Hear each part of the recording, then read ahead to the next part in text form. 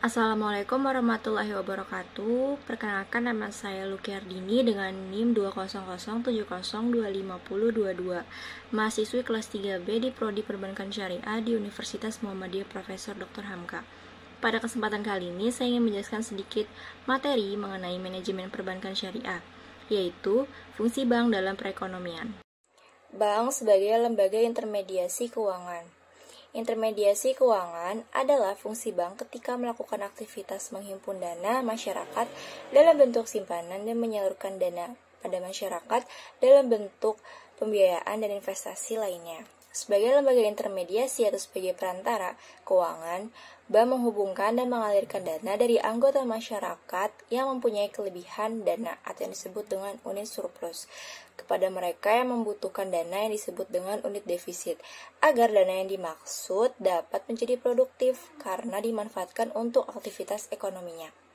Pada proses intermediasi terjadi perubahan bentuk aset dari simpanan yang umumnya berjangka pendek dan berjumlah sedikit menjadi pembiayaan dan investasi lainnya dengan beragam jangka waktu dan jumlahnya. Proses ini disebut sebagai asset transformation. Prinsip pokok dalam transformasi aset adalah pertukaran antara resiko dan hasil. Pelaksanaan sistem pembayaran. Sistem pembayaran adalah sistem yang mencakup seperangkat aturan, lembaga, dan mekanisme yang dipakai untuk melaksanakan pemindahan dana guna memenuhi suatu kewajiban yang timbul dari suatu kegiatan ekonomi. Instrumen pembayarannya ini dibagi menjadi dua, yaitu tunai dan non-tunai. Tunai terdiri dari uang kertas dan uang logam, yaitu segala sesuatu yang diterima secara umum sebagai alat pembayaran yang resmi dalam rangka memenuhi suatu kewajibannya. Tujuannya pada penggunaannya adalah yang pertama ada sebagai medium of exchange, yang kedua sebagai unit of account, dan yang ketiga sebagai store of value. Yang kedua ada non-tunai. Yang pertama ada cek, yaitu surat perintah tidak bersyarat dari nasabah kepada bank penyimpan dana untuk membayar suatu jumlah tertentu pada saat diunjukkan. Penarikan cek dapat dilakukan baik atas nama maupun atas unjuk dan merupakan surat. Selanjutnya yang kedua ada bilet giro, yaitu surat perintah dari nasabah kepada bank penyimpan dana untuk memindah bukukan sejumlah dana dari rekening yang bersangkutan kepada rekening pemegang yang disebut namanya.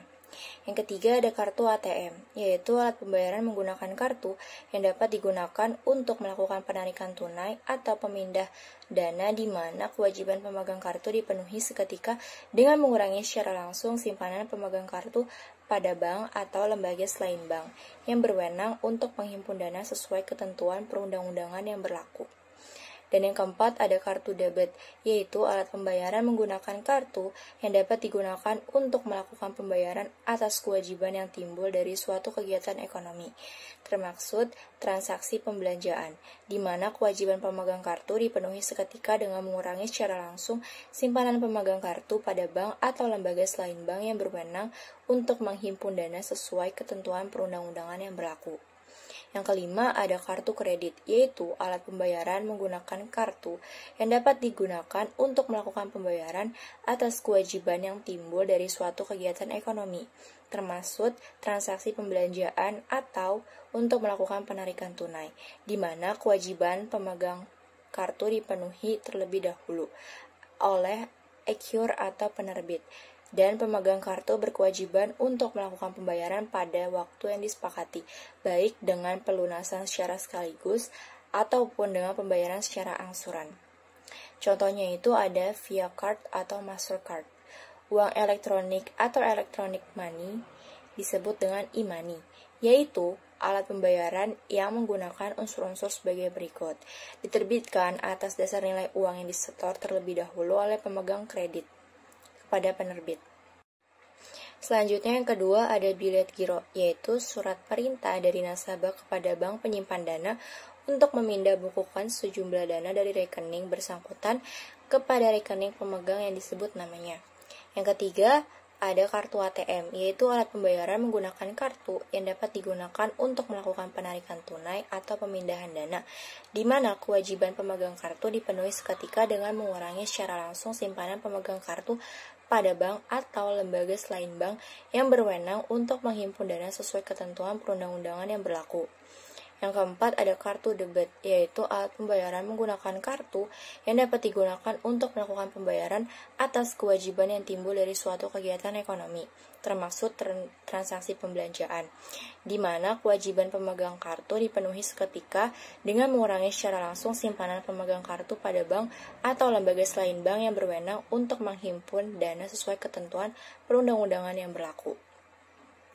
Selanjutnya, yang kelima ada kartu kredit, yaitu alat pembayaran menggunakan kartu yang dapat digunakan untuk melakukan pembayaran atas kewajiban yang timbul dari suatu kegiatan ekonomi, termasuk transaksi pembelanjaan atau melakukan penarikan tunai di mana kewajiban pembayaran pemegang kartu dipenuhi terlebih dahulu oleh EQR atau penerbit, dan pemegang kartu berkewajiban untuk melakukan pembayaran pada waktu yang disepakati, baik dengan pelunasan secara sekaligus ataupun dengan pembayaran secara angsuran. Contohnya itu ada Visa Card atau Mastercard. Selanjutnya yang keenam ada uang elektronik atau yang disebut dengan electronic money yang disingkat dengan e-money, yaitu alat pembayaran yang memenuhi unsur-unsur.